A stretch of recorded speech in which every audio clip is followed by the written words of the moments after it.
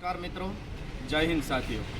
આજ રોજ અમે માંડવી વિસ્તારની અંદર ટેટ ટાટ પાસ ઉમેદવારો આજે પ્રભુભાઈ વસાવાને અમે આવેદનપત્ર આપવા માટે આવ્યા છીએ કે ટેટ ટાટ પાસ ઉમેદવારોનું જે ભરતીનું નોટિફિકેશન જાહેર કરવાનો સમયગાળો અને જે તારીખ આપવામાં આવી છે તો એ ફક્ત ગ્રાન્ટેડની આપવામાં આવી છે। તો ગ્રાન્ટેડની સાથે સાથે સરકારી શાળાનું પણ નોટિફિકેશન જાહેર કરવામાં આવે। બીજું સૌથી અગત્યનું, જો સમયસર નોટિફિકેશન જાહેર કરવામાં નહીં આવે તો 100 થી 150 ઉમેદવાર એવા છે જે 10 દિવસ માટે કે 15 દિવસ માટે જેની વય પૂરી થઈ જશે અને આજીવન નોકરીએ નહીં લાગે। તો સમયસર નોટિફિકેશન જાહેર કરવામાં આવે, સમયસર પ્રક્રિયા કરવામાં આવે।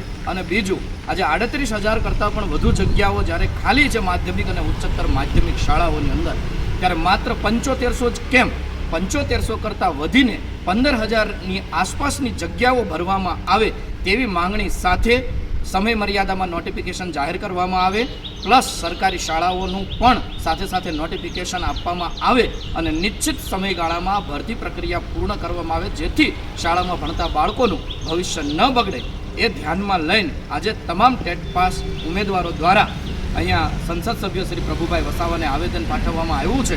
સાથે સાથે દરેક ટેટ ટાટ પાસ ઉમેદવારોને વિનંતી કે તમે તમારા મત વિસ્તારના, તમે ચૂંટીને મોકલેલા જે ધારાસભ્યો છે, તમે ચૂંટીને મોકલેલા જે સંસદ સભ્યો છે એને મળો, રજૂઆત કરો। આપણે આ 3 માંગણી જો આપણે રજૂઆત કરીશું તો 100% આપણને સફળતા મળશે। તો મારા તમામ જિલ્લાઓમાં રહેતા ટેટ ટાટ પાસ ઉમેદવારોને વિનંતી કે ઝડપથી આપણે આપણા ધારાસભ્ય અને સંસદ સભ્યને રજૂઆત કરીશું તો ચોક્કસથી 100% આપણે રજૂઆતને આગળ લઈ જશે।